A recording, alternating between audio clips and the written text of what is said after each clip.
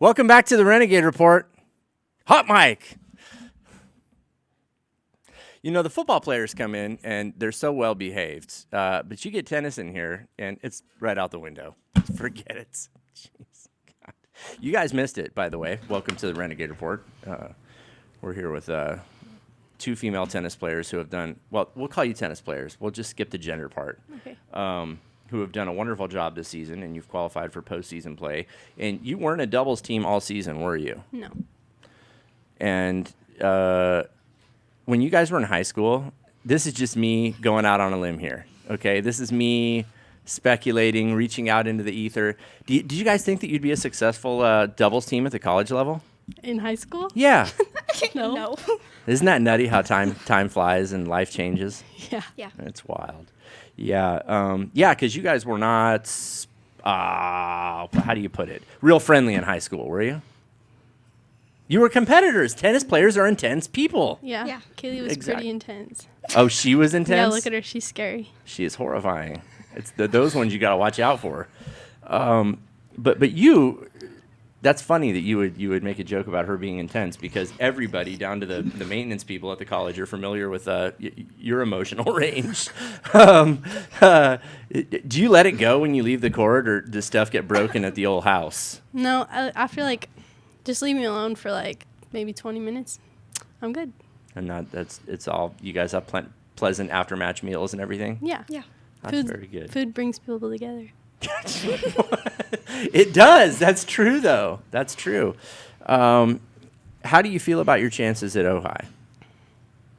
I think we have a chance to do well. You know, we've been practicing, and even though we haven't been playing together all year, we've made it work, and all the matches that we've played have helped us build on what we need to work on and what we know that we can accomplish when we play.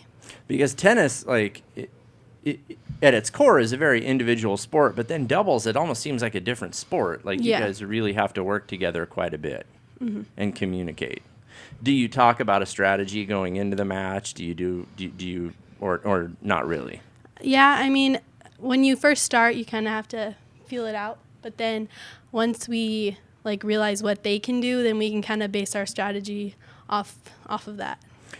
Right. I'm thinking something just jumped into my head. I'm assuming Coach Jacobs recruited both of you, right?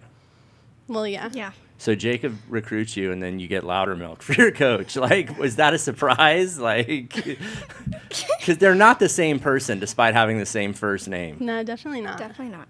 Did you buy into? There's Coach Loudermilk. Welcome to the show, Coach. Thanks. I didn't see you sneak in. It's good to see you. Good to see you too. Did you guys buy into what he was selling right away, Who? Coach Loudermilk?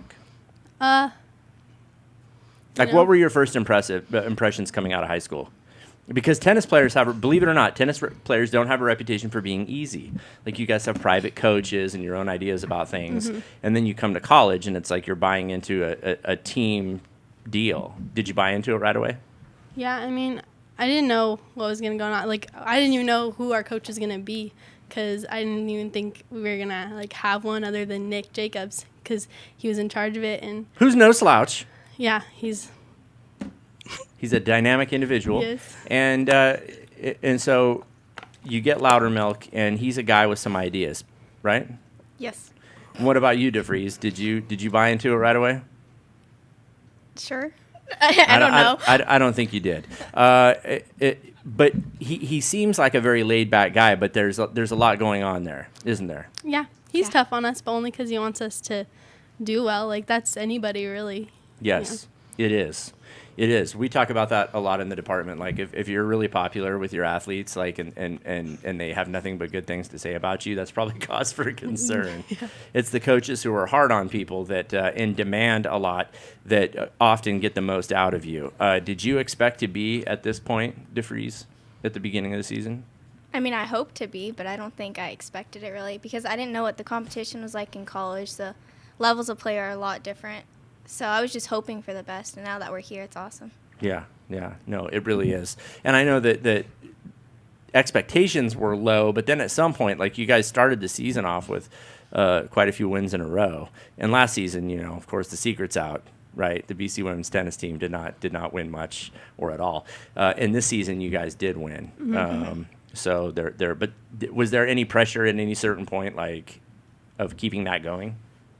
I think in the beginning, just having so many wins in the beginning, it kind of was pressure after a while because it's like you're now expected to win instead of last season where they were expected to lose. But then once we got through the season more, it was just kind of, we just did whatever. We just did our best. And had fun. Yeah. That's very good.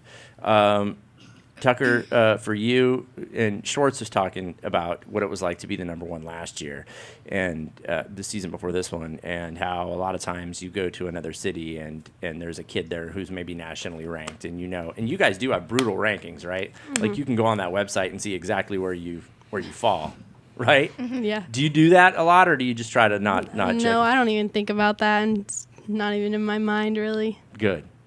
Yeah, you don't want to get hung up on that. But was the level of competition for you at number one here in Southern California, was it more than you expected? Because I know you played club tennis and things like that. So I actually did better than I thought I was going to do this year. Like Nick tells me, I'm always going to get their best. And I have to be ready for that.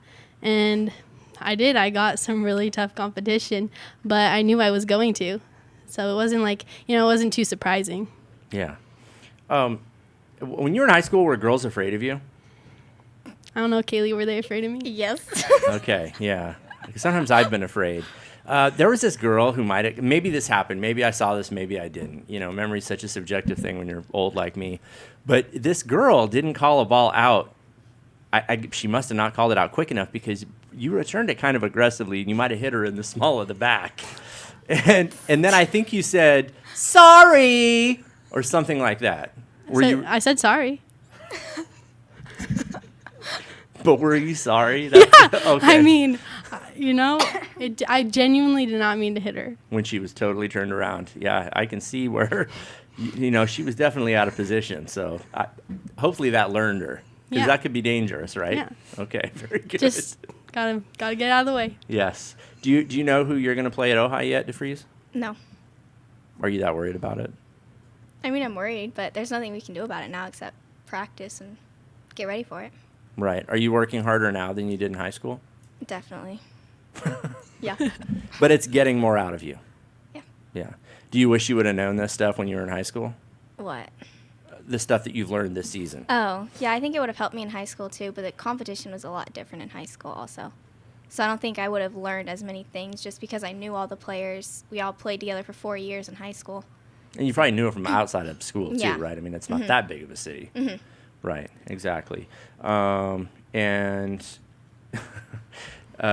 just getting back to it, it's very funny that you two are on a doubles team together, and I'm excited that it's worked out as well as it has, and I wish you all the luck when you go to Ojai, and it's not this weekend, it's the weekend after this, right? Right. And do we have any women playing this weekend?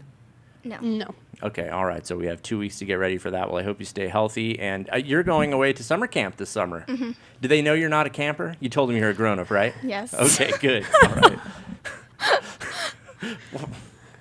Come on. Yeah. They'll probably give you wristbands, if I remember summer camp correctly. How did you get into that?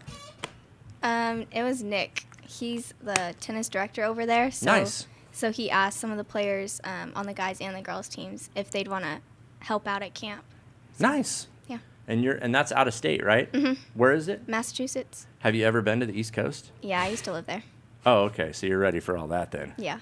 Jeez. Anyway, listen, good luck with that. We're going to see you back for your sophomore season. Mm-hmm. And you too, Tucker. You'll be back, right? Mm-hmm. All right. That's wonderful. Perfect. We're going to take a break, and we're going to come back and talk to Coach Nick Loudermilk. Don't go anywhere. There's more BC Tennis coming up next.